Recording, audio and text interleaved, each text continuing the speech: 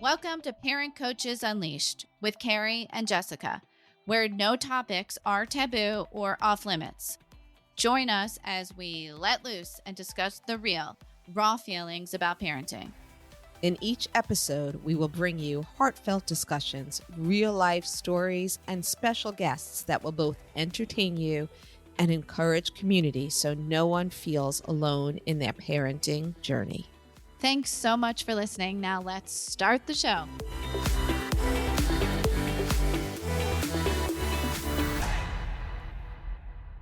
Hi, everybody. I'm here with Carrie. Hi, Carrie. Hello. Welcome, parents. We have something exciting today, as usual. Well, it is part 2 of excitement because today is our part 2 on debunking parenting myths. So we're just going to jump right in here. I'm going to throw out a myth, and then we're going to talk about our different opinions about it. Carrie, you ready for the first one? I am. Let's go. Okay. First myth. Discipline means punishment.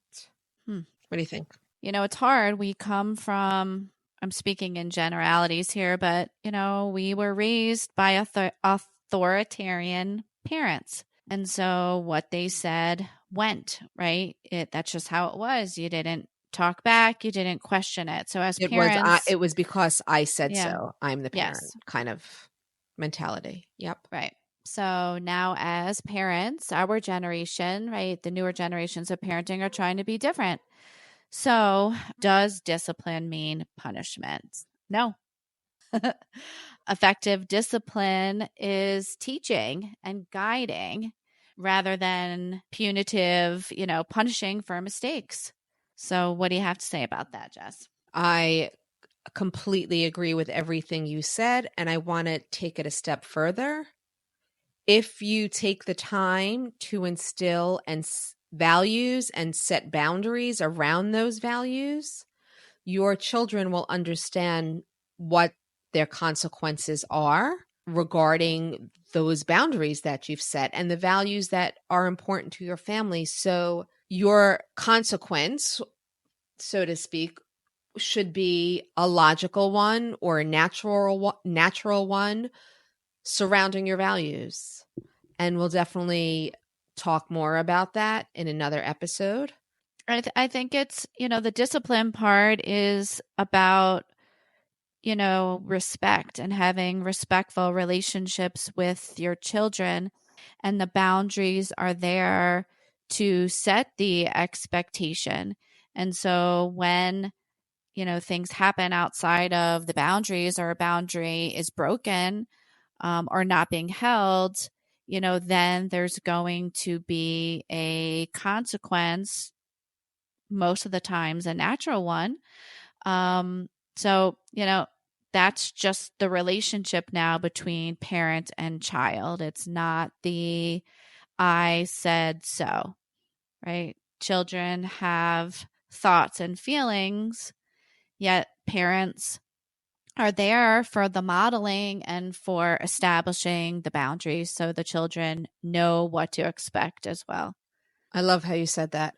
I had a conversation with a client the other day who said they were raised in a house where their parent never apologized, and he said he was told, I don't ever have to apologize to my kids. They're my kids. They almost like they're beneath you. And the truth of the matter is, for a long-term, cohesive, strong relationship with your child, we're not saying that your children are your equals, because there is definitely a different dynamic in the relationship. We're just saying there has to be a mutual respect on both sides. Yeah. And, your children learn from you, to learn it's okay to make mistakes and to say, I'm sorry, right? If the if the parent never models that, how does the child go and know how, when they're in their own relationships, they're not going to think it's okay either to say they're sorry. Like they always have to be right. And, that's That's really, a lot of the differences between our generation and parenting and our parents. And that's a whole nother conversation that we probably went so far the other way from our parents. But there's definitely, we're trying to help get back to that middle ground of, establishing the respect and the communication and the relationship between parent and child, that it works both ways. Right. The mutual respect. It's not just a one-way street just because you are the parent. Okay. Myth number 2. This one makes me laugh. Parents have all the answers. Yeah. I will laugh to that one because, no, and no. I mean, that's just absurd, right? How are we supposed to have all the answers? I have no idea. I'm still looking for a lot of them. So, right? I mean, the parenting just doesn't come with a rule book, a know-how, and right, a how-to. Children don't come with, instruction guides. Like, this is how they are. This is how they feel and think. And, this is going to be their personality. So, how to, react. Parenting, no, it's hard. We said it before. It is the hardest job you'll ever have and the most important at the same time. Yet it doesn't come with any training. It's like on the job training for life. For life. And that's okay. It's okay to keep growing with your children. I will tell you that I am not the same parent that I was when my first child was born. It is okay to grow and evolve with your children. And it is okay to say, I don't know. I don't know the answer. I don't know what I'm supposed to do. To the most mundane question to the most complex, it is okay to say to your kids, you know what? I need a minute. I don't know the answer to what we're doing here. Let's figure it out together. Right. Let's think about it. Let's talk about it. It's okay to not know. Do you ever have the situation too with your spouse, with your husband? Like, they look to you like, oh, you're going to have the answer. Let's just go check with mom, right? Like, why? Right. Why would I have the answer? Right? Like, we're equals here, right? We're doing this together. If you don't have the answer, why possibly would I have the answer? Now, if you ask me where you put your keys, I might be able to help you there. But that's a whole nother discussion. Yeah. No, we're talking about real heavy duty questions. Yeah. About parenting. Yeah. I just have a funny quick story as we're sharing. So my husband never babysat, never changed diapers, never did anything before we had our children. And he had nieces and nephews. And I would comment like, do you want to practice? Why don't you change, your niece's diaper? No, I'm just going to figure it out when I have my own. So unexpectedly, my first child, my first delivery had to be an emergency C-section.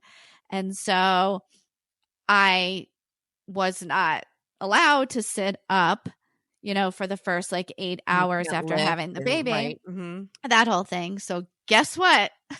My husband had to figure it out. was thrown in on day one. Day one, my husband had to change all the diapers and had to figure it out right away. Right away. There were no baby wipes. He was figuring it out using whatever cloths they had in the hospital at the edge of my bed while I laid there. Yep. Did he continue when you got home? Yeah. But it was easier because then we had the regular setup. Sure. Your stuff. And oh no, he had a whole system going on. He would organize before even opening up the diaper, No, he did a really good job, I would say, without ever practicing. But yep, it was figuring it out day one. Other than the fact that he was not expecting the, what is it called? Meconium poop. He was like, what is this? What It's very what is different this? looking poop. We had a whole joke, like, because it looked like tar. Like, is that tar? Is that sap? Yeah, like it was. Anyway, all right, we veered off. I went off onto a tangent as I'm sharing, but I'm going to bring us back with our third myth. Kids need constant entertainment and stimulation. What do you think about that one? well, I think that we naturally think that because as adults, some of us need constant entertainment and stimulation. Oh, that is not me. However, no, they need downtime. They need not to be so scheduled every minute of every day, and they need to learn how to entertain themselves, how to have Alone time. free and open play and Mm-hmm. alone time. And, kind of the whole idea of play is getting a little lost in children nowadays because they're so scheduled and already starting, in elementary school, it's academic and playing an instrument and signed up for tutoring and all And of these whatever rec different sports. lessons. Yeah. Yeah, Mm-hmm. that they're losing play. And a lot happens during play also. Kids freely playing on the playground or going outside in your yard, they learn either to entertain themselves and occupy their own time without the parents being involved or how to get along with other children. You bring up, we mentioned before the difference in disciplining and the shift, such a major shift from our childhood to our children's childhood. This is one of those areas where it went in reverse. Like, I remember days of just being out on the streets playing. You had no other choice. We didn't have electronic devices to keep us in. So we were out, games of hide and seek and freeze tag, wiffle ball, and that part of just being a kid without all of the scheduled activities, that's definitely something that this generation has Yeah. missed. I grew up in Chicago in Illinois and in a suburb, but I mean, I didn't go to camp every summer, right? So I was off on my bike somewhere, with I didn't have a phone.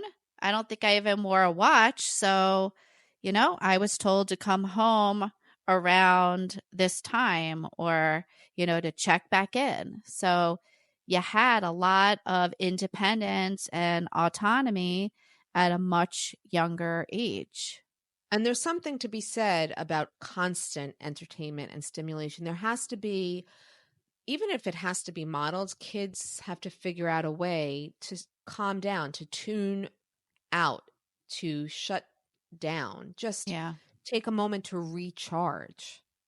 Right. And we're not even talking about like when the kids have alone time or downtime, that doesn't mean now take out your phone and start scrolling, for entertainment. That means no devices, reading a book, just Coloring, coloring, writing. sitting in peace with no stimulation, right? Decompressing.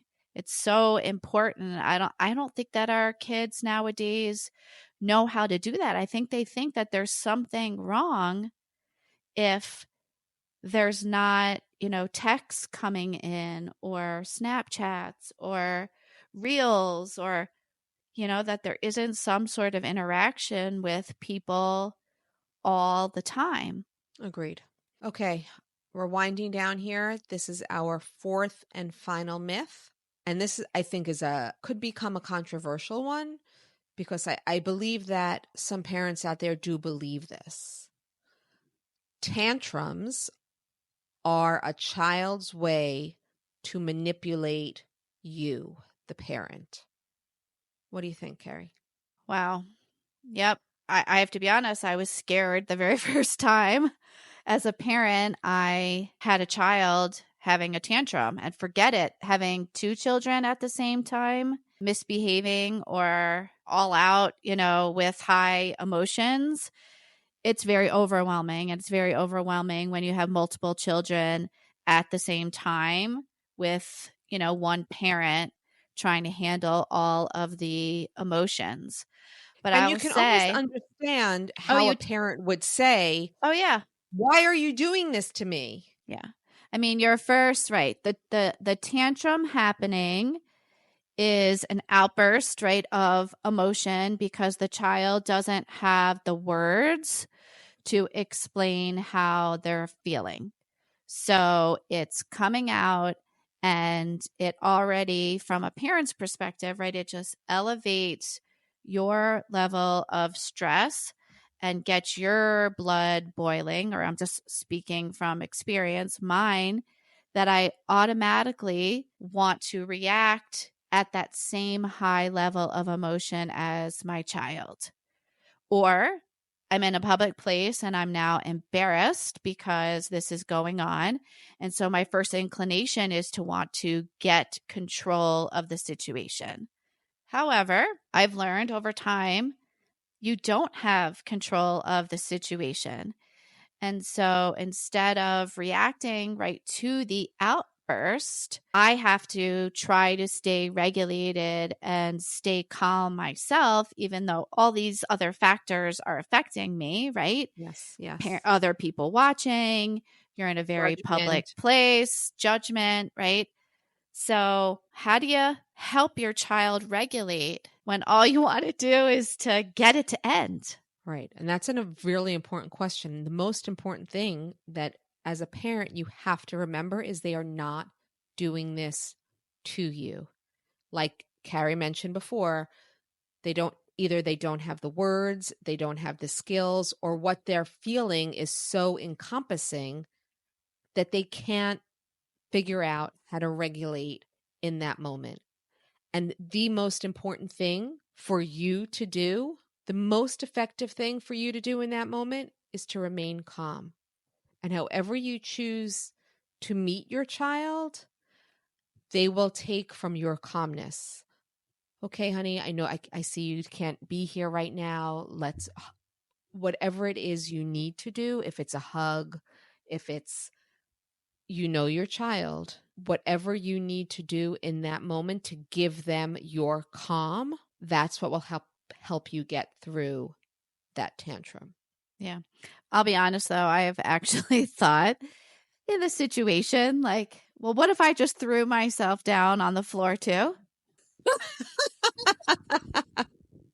Mom and Right? child tantrum? Right? Like, all right, they're on the floor. What if I just laid myself down there too? And like, would I actually grab their attention at the moment? Like, what is she doing?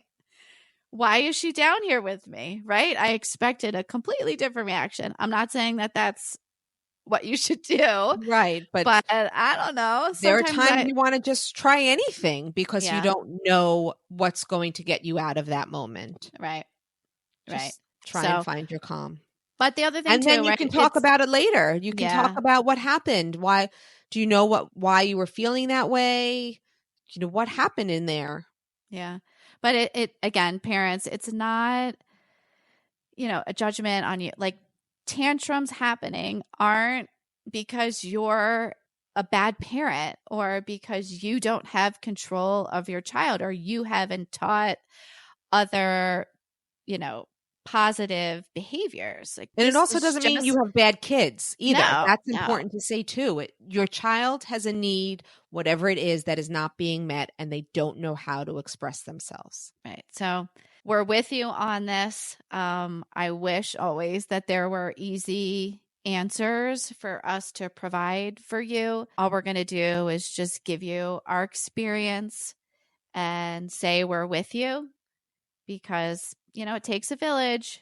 We never want to feel like anybody's alone in their parenting journey. And we have been there many, many times. So we hope that debunking some of these myths for you has been helpful, and we encourage any feedback, any other questions, or submit any other myths to us, we would love to discuss them in a further episode.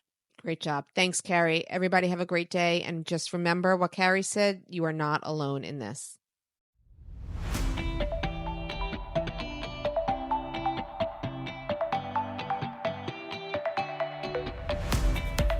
Thank you for listening to this episode of Parent Coaches Unleashed with Carrie and Jessica.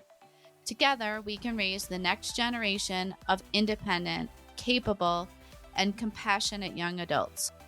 We encourage you to send us an email with questions and feedback to info@parentcoachesunleashed.com. Please remember, you are not alone on this parenting journey.